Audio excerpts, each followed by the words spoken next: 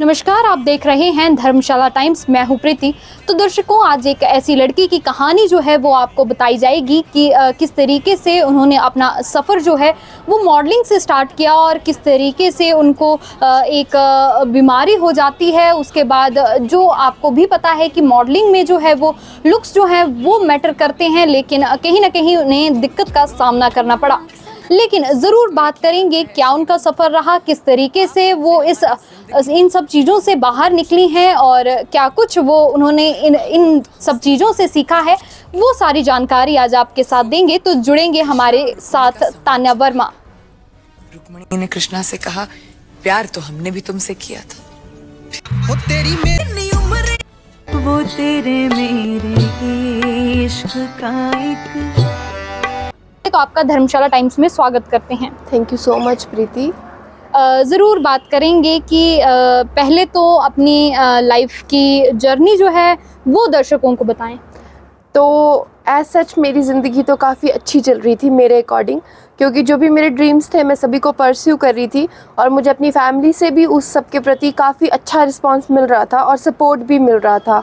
पर अचानक से एक दिन जब ये डायग्नोज हुआ तो काफ़ी कुछ चेंज हो गया मेरी लाइफ में। मेरी फ़िज़िकल अपीयरेंस, इवन मेरी इमोशनल अवेलेबिलिटी, कुछ भी सोचने की, बिल्कुल ही मेरा जो माइंडसेट था हर चीज़ को लेके वो काफ़ी चेंज हुआ। ज़रूर बात करेंगे कि आपने कहा कि आप जो है एकदम से आपको ये पता चला कि ऐसी चीज़ें हो रही हैं। किस प्रोफेशन में हैं आप और क्या कर रही हैं अभी, वो दर्शकों को बताएं। तो अभी तो मैं एक स्टूडेंट हूँ, मैं फाइनल ईयर में हूँ, मैं मास कम्युनिकेशन की ही स्टूडेंट हूँ। पर ऑन द अदर हैंड मैं अपना ड्रीम भी परस्यू कर रही थी। मैं एक्टिंग और मॉडलिंग में थी। हमारे हिमाचल में जितने भी ब्यूटी पेजेंट्स होते हैं ऑलमोस्ट सभी में ही मैंने पार्टिसिपेट किया था जब मैं ठीक थी। और उसके बाद भी मैं थिएटर करती थी, मैं एज एन एक्टर परफॉर्म करती थी वन एक्ट प्लेज में, और काफ़ी कुछ अच्छा चल रहा था।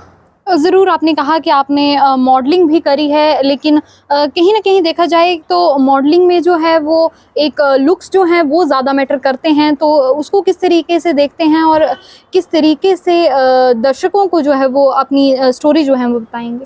तो मॉडलिंग को तो स्टार्टिंग से ही मैंने काफ़ी साइड में रखा था, क्योंकि मॉडलिंग को कभी भी मैं एज अ प्रोफेशन लेके नहीं चल रही थी, क्योंकि इस चीज़ का शायद मुझे अंदाज़ा था कि ये लुक से ही चलता है और जब तक आप सुंदर दिखते हैं तब तक ही आपको एज अ मॉडल वैल्यू मिलेगी, उसके बाद तो काफ़ी मुश्किल है। पर जब ये डायग्नोज हुआ, उसके बाद जब मैं काफ़ी बुरे दौर से गुजरी, उस समय मुझे ये अंदाज़ा ज़्यादा अच्छे से हुआ कि शायद मॉडलिंग जो है वो सिर्फ़ एक अच्छा फेस और अच्छी बॉडी को डिमांड करती है। तो उस समय मेरा हौसला काफ़ी टूटा था, पर अभी मैं फिर से शायद इस पे वापस आने की कोशिश करूँगी और मेरी कोशिश रहेगी कि मैं फिर से अच्छे ब्यूटी पेजेंट्स में पार्टिसिपेट करूँ। ज़रूर तान्या, बात रहेगी आपसे कि कैसे देखते हैं कि एकदम से पता चलना कि मुझे ये बीमारी हो गई है और उससे बाहर निकलना जो है वो कितना मुश्किल है और क्या चीज़ें जो हैं वो फेस करनी पड़ी। तो अचानक से ही हुआ था ये, क्योंकि मैं अपने एक गाने के शूट पे थी और उसके बाद जब मैं शूट से वापस घर आई तो मुझे काफ़ी तकलीफ़ हो रही थी, क्योंकि मेरे मुंह के अंदर ब्लिस्टर्स, अल्सर्स, हम छाले बोलते हैं उनको, छाले बने हुए थे। तो नॉर्मली हम सभी के परिवारों में ऐसा ही होता होगा कि किसी को भी छाले हो रहे हैं तो उनके परिवार वाले ऐसा कहते हैं कि आपको गर्मी या ठंडा गर्म खाने से हो गए, तो आप ठंडा खाइए तो ये गर्मी ठीक हो जाएगी। तो मैंने भी इस चीज़ को नॉर्मली वैसे ही लिया था कि मैं ठंडा खा रही थी। पर जब 10 से 15 दिन तक ये छाले ठीक नहीं हुए, बिल्कुल भी हील नहीं हुए, तब मैंने जाकर हॉस्पिटल विज़िट किया। और जब हॉस्पिटल विज़िट करने पर मेरे कुछ टेस्ट किए गए तो उनसे मुझे पता चला कि ये एक ऑटो इम्यून डिसऑर्डर है जिसका नाम बहुत ही रेयर है, पैम्फिगस वल्गैरिस। तो ये बीमारी का नाम ही हमें इतना रेयर लग रहा है, तो ऑब्वियसली हम इसको लाइटली ही लेंगे। तो मेरे साथ भी कुछ ऐसा ही हुआ था। कैसे देखते हैं कि ऐसी कौन से इंसिडेंट पे आप जो है वो एकदम इमोशनल हो गई थी कि ये चीज़ नहीं होनी चाहिए थी? ऐसा कुछ यादगार किस्सा जो है वो दर्शकों को बताएं।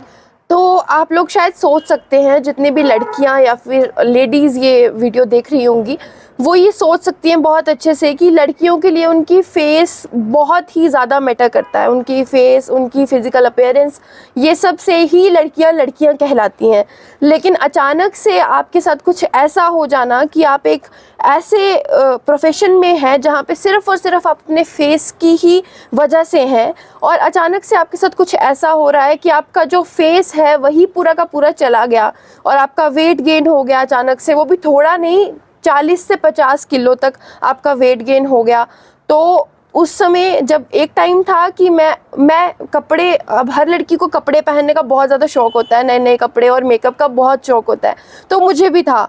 तो अचानक से एक समय ऐसा आया कि जब मैं कपड़े तो पहन नहीं सकती थी, पर मैं पॉलीथीन बैग्स पहन के हॉस्पिटल में जाती थी। पॉलीथीन बैग्स के जो हैंडल होते हैं उसे यहाँ पे लगा के, उसे नीचे से काट के, उसे लगा के जब हॉस्पिटल जाती थी, तब मुझे काफ़ी, मतलब पता नहीं कैसा फील होता होगा, आप सोच भी नहीं सकता कोई भी इस चीज़ को। तो वो समय मेरे लिए शायद काफ़ी ज़्यादा बुरा था। ज़रूर बात करेंगे कि परिवार जो है वो भी एक अहम रोल जो है वो यहाँ पर निभाता है, तो किस तरीके का सहयोग जो है वो उनकी तरफ से रहा है?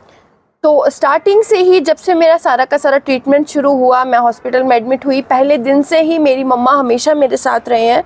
और मेरी मम्मा ने एंड तक, जब तक मैं बिल्कुल ठीक होके वापस अपना कॉलेज मैंने शुरू नहीं किया, मेरी मम्मा ने एक एक दिन अपना सब काम छोड़ के मेरे साथ में लगाया है। अगर रात को भी मैं कभी अपनी मम्मा को बुला रही हूँ तो वो रात को भी उठी हैं, और उन्होंने पूरी तरह से मेरी बीमारी में भी मेरा साथ दिया है। ज़रूर बात करेंगे। ये तो हो गया कि आपने किस तरीके से चीज़ें जो हैं वो फेस करी हैं, लेकिन एक अच्छा किस्सा जो है वो भी आपसे सुनेंगे, तो वो दर्शकों को बताएं। पर इस सब का बेस्ट पार्ट जो था इस बीमारी का, कि इससे मैंने बहुत कुछ सीखा। शायद जिस कंडीशन में मैं थी, अगर आप लोग पिक्चर्स भी देख रहे होंगे, तो जिस कंडीशन में मैं थी, अगर शायद मेरे सामने और कोई होता तो शायद मैं ही उसको ना देख पाती। पर उस कंडीशन में मैं थी, कई लोग ऐसे थे, कई दोस्त मेरे ऐसे थे जो मुझे देखते थे और मेरे साथ रहते थे और अनकंडीशनली मुझे सपोर्ट भी करते थे। शायद अगर मैं उनकी जगह होती तो मैं वो चीज़ देख भी ना पाती, क्योंकि वो सच में देखने में ही इतना डरावना लगा करता था। तो वो सब मेरी लाइफ का एक बेस्ट पार्ट है उस फेज़ का।